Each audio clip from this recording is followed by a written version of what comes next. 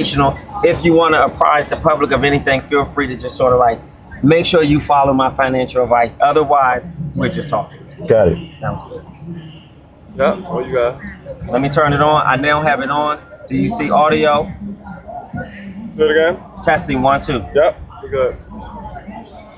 So we're here at the Polo and Jazz Event. It's the 8th Annual Polo and Jazz Event. And we're here with Derrick Whitehead, billionaire financial coach. Why are you here today, and why is it important for you to be here at this all-black, predominantly black Polo and Jazz event? Good question. I think it's groundbreaking. Sure. I think it's groundbreaking for us to come in and actually have a polo event. It's the first of its kind. I've never seen a polo event. Sure. I would have came here for free. I would, this is outstanding. Yeah. So I think we also need to have economic education, and it's not just a white and black thing. It's also white folks today are saying, "Hey, I can't get any money either," and they're saying, well, Chinese people. The Chineses, they don't lend money to Chineses. They don't lend money to black folks. They don't lend money to white folks anymore. Well, how do they know you're black?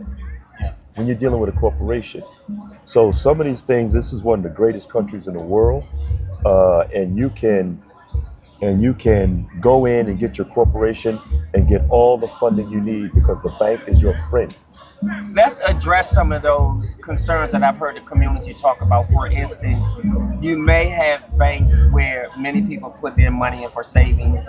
We know that 0.01% return, which isn't much, and a lot of the funds that are in the bank are being used for the benefit of others, I've heard. There was a case at one point with Navy Federal where a family was qualified, had the credit score, etc. I believe it was the husband who was a black American male, and he was denied, but those same funds are used in other communities. Let's address the sort of discriminatory practices in economics. Yeah, the discriminatory practices are basically for those that don't understand the rules of GAAP, General Accounts Acceptance Principles. So a lot of times, there's an old saying that our people fall because of lack of knowledge. Okay, so lack of knowledge. So corporations don't have integrity because it's a person, but it doesn't have integrity. It's under water law. Okay, so we need to learn more about maritime law. What is that? Maritime law means it's like 25 miles offshore. That's what you call neutral waters. Okay. So corporations are based on water law, not moral law. Okay. So moral law is thou shalt not kill, thou shalt not do this, but corporations are not under that law.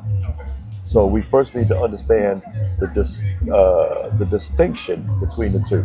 Like a lot of times, some of these water terms, say for instance, a judge comes out. Here comes the judge. He sits on the bench, right?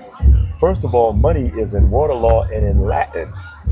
So Latin is a rich language. So we need to first start learning the rules and the language of money. So Latin is on our dollar bill. That's why it says e pluribus unum. Sure. What that means is out of one comes many. And also, if the judge sits on the bench, if you look at bench in Latin, what does that mean? If you turn that over and look on Google, you'll see that bench means bank in Latin. Okay. Okay, so the bank is your friend as long as you understand the rules. Should people have a savings account, or should we look at APYs where the rates are much higher and more beneficial? I think, in my opinion, it's only from our perspective. Economicmasonry.com, we're not brokers, we're not finders, we're not tax people. So this is from our perspective. So basically, a savings account is good, but it doesn't do much for you. Sure. Okay, I say it's best to have a corporate account where you will get bank statement loans, you'll get access to proof of funds, merchant account loans. The whole idea is to have access to capital, and you control everything and own nothing. Should we leverage other people's money to acquire more capital or use for seed money if you have projects you're interested in? Great question. That's a great question. A lot of people don't understand that the money, or what we call money, because money is only gold and silver, it's just about free. This is a great country, all right? And the bank is your friend. So if you look at money, money is gold and silver, but the negotiable instruments are all in a situated to where you don't have to work for it. You can borrow much more money and become rich or wealthy, I'll say, than you can working for it. Tell our young folks or those who may not know, what is the difference between being rich and being wealthy? Well, wealthy is usually based on if you have $250,000, that makes you an accredited investor. Okay. Accredited investor. And if you have one person in the household, 250,000, that makes you a accredited investor. If you have, and that means you can lose 250,000 and not worry about it. It doesn't break your family. That's accredited investor.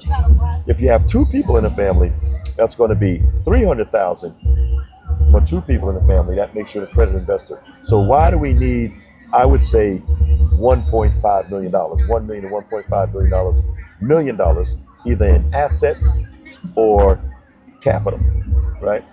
Because if you have $250,000 and you lose it, that's not going to do you any good. You're going to complain. It's going to be devastating. But if you have 1.1 million or 1.5 million and you lose 250 or 300, it's not going to destroy you. So I say the goal is $1.5 million. Do you have to have higher level educational knowledge to be able to understand finance in the way that you teach? Not at all. Not at all. Most of the things that we're talking about are not taught in business school. Okay. Okay. I had my wife, my ex-wife, she acquired a PhD in business. Okay. And she used to sit down on the steps and she used to say, listen to me with her hand on her chin. And she would say, after I finished the conversation, she says, Derrick, she didn't curse, but I have a damn PhD and they didn't teach me any of this. And I replied by saying, you're not supposed to know this. You're supposed to be taught this to run somebody else's company. Absolutely. So there's a difference in high finance and a business license, a business degree rather. So is it the design of America to omit financial literacy from college in order to create robots? I would say that Human robots. I would say that there's some people that's out here, like any group. There's always good and bad people. Okay. And there are some people out here who are looking at the general masses, and that includes black folks, white folks. Correct. At this point, we're not on the gold standard anymore. Okay. So the money is fiat money. It doesn't have any value. So they took us off that in 1970s, Nixon. So pretty much everybody is subjected to this unless they understand the rules of money. I hear a lot of folks on social media say generational wealth. We have to leave generational wealth. What does that mean to you, and is it feasible? Because I believe some people are befuddled or confused by what that term means. You must leave. We're going to be, from what I heard recently, we're going to be the first generation of our time to not leave our children anything, and that's pretty sad. And so it's very important, and in a lot of the religious books, they stress that you are a good man or a good woman also today, since we have the single family situation, should always leave their children something and not go through the things that most of us have gone through, because money is as necessary as like breathing almost. Let's get into that for a second. I think I read that in this country, the average salary for people of color is between 40 and 60, 65,000, which I think creates financial insecurity in most communities which they're suffering. Some people feel they're suffering because gentrification has come in and monopolized certain communities. The question is it feasible to leave funds or money to generations, your son or their grandchildren, if really it's only 40 to 60,000 in average salary? Well, there's a difference uh, working and having your own business. I advocate having your own business. Okay. Why? Because you're able to borrow more. It's not the amount of money that you have, because that's played out. It's what your company is worth. Oprah does not have $4 or $5 billion under her mattress. She's worth that. Amazon, $150 billion, doesn't have it in his closet. It won't fit. The company is worth that. So if you leave it up to Amazon or Bill Gates or any of them, they control everything and own nothing. So the best way, in my opinion, to create wealth is to not go out and get money. That's go out. You should go out and use your corporation to get money to do business, not do business to get money, not work and work and work trying to get money. So that's what separates. That's what separates the haves and the have-nots, because the lack of knowledge. Once you have knowledge, then you don't hate the game, you don't hate the player, you learn the game and become a player. Absolutely. And I appreciate that advice. I think I want to wrap up by asking you what advice, and you may have spoken about this, would you give me around? I have this Surfox production company. So in my everyday life, I'm mental health and I work on policies and regulations. And I love that work as a therapist. Very nice. But I have Surfox production that focuses on media, apparel, and business consultation. And I've been very successful in, writing off taxes. I'm third year into this. To your point about owning nothing, so to speak, in terms of money, but having capital, things that can be liquidated. What's your advice to me in being able to leverage my company, perhaps not putting out a lot of money for it, but creating, if not wealth, a healthy start to growing this business? That's a very good question. You are really hitting it on the nail today. Thank you. Okay, so I would say that you acquire wealth by using a special purpose vehicle. And once you acquire a special purpose vehicle, you use that to go in and acquire money. Okay, so working for the money is never going to get you there as fast as going into the bank or institutions and then taking that second level and getting the corporate kit, the corporate book, which is $125. And you get that book and take out those stock certificates and now begin to raise money. We have an issue. For some reason, we have no idea, or it's not taught to us, how we can go out and raise money. We're the biggest givers in the world. Correct. We're the biggest givers. We go out, we give everybody money for the clothes, and we make no clothes. We go out, we give everybody money for the cars, and we make no cars. We go out, we give everybody Google. I heard people saying recently, in the last couple of years, I've been around a long time. Sure. I just look like this. I was around when Jesus. I'm old as dirt, right? So, This brother looks good. This brother looks good. so I hear a lot of people saying, basically bragging, I'm investing in this company or investing in that company, and a lot of people are getting in stock. Okay, I have no problem with that. I think you should have a healthy portfolio, Okay. a 3-bucket plan. What is a 3-bucket plan? In finance, it is the 3-corn solution. You have 3 pieces of corn. The first piece of corn, you eat. The next piece of corn, you plant so you can have more corn. Yep. And the other one, you sell. Wow. Okay, so that's the 3-bucket So plan. you harvest and sell. You harvest and sell, and you eat. You eat. Okay. So the next thing is to make sure that you control everything and own nothing. And there's levels to this thing. but we need to learn the levels. So the first level is going to be going in, the bank is your friend, learning the rules because they can't tell you the rules. Okay. And you may have some people in there that have that old time thinking, Yeah. you know, but it doesn't really matter because they don't know if you're black or white. Yeah. How can they know if you're black, white, yellow, orange, or purple? Because it's a corporation. Yeah. So the corporation has no color. They don't know what color you are. Should I have my car, my cell phone, and all other assets in my company's name? Or is it okay to have some of those smarter things like cars and cell phones in my name? We want to own nothing and control everything. I heard you very well. I heard them very well. Own nothing. I get that. Own nothing and control everything. Yeah. Simply because you never want to avoid taxes, okay?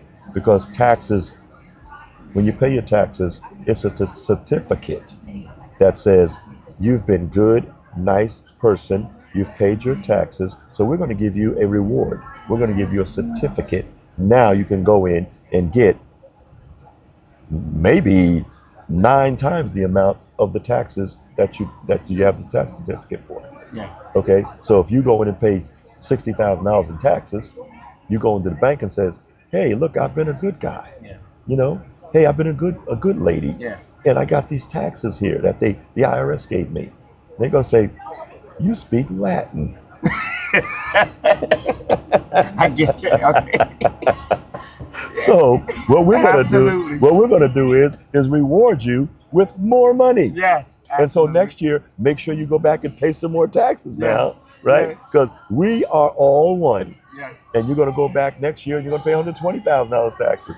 But if you have a good CP, we stay on our lane. That's right. And you let them handle that. That's right. Okay? But it's all about building the corporation and it not being you. Yes. Mr. Derrick Whitehead, I want to thank you. We're sitting here in his Rolls Royce, and obviously he acquired capital, but I think it's much greater than capital. I think the vast erudition, his knowledge that you're providing us is priceless. And I think that will allow people to go fish for themselves rather than him feeding you a fish. Wow. That's something I say all the time. You must have read my mind. Thank you so much. You're Thank welcome. you so much. And remember, I appreciate want you. everybody to know that we have a free class, economicmasonry.com. Go and sign up. And we teach on Cali time from 5 o'clock all the way till sometimes 1 o'clock in the morning till I'm falling asleep. And I'm that glad is free. And That's it's free. And I'm glad you said that. So do you have a social media handle people may want to know if they can follow you on IG? We have IG. It's Derrick Whitehead, Derrick P. Whitehead. We have Instagram, which is Derrick Whitehead with 2 R's. We're on all the platforms pretty much. But again, this is free. In the daytime, we can help take companies public. We can help go to that next level where we're going to use those stock certificates. And then there's that third level where you can go in and you can become public. Right. Why not be Google? Why not be Yahoo? Why not be Walmart? They're all publicly traded companies. Yeah. But we can go in and buy a shelf corp, and that'll take us into a shell. Yeah. So you can buy a shell, and that will put your company in that shell. That's a company. What's a shell? That's a company that's been owned by somebody that's publicly traded already, and maybe they got old. Yeah. Maybe they don't want to do it anymore. And you can go buy that and put your company in that and reverse it, and that's called a reverse merger, and now you are publicly traded. Why not be Google? Why not be YouTube?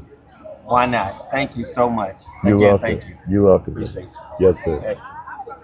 That was excellent. Look, I was thinking I about already know what you're going to say.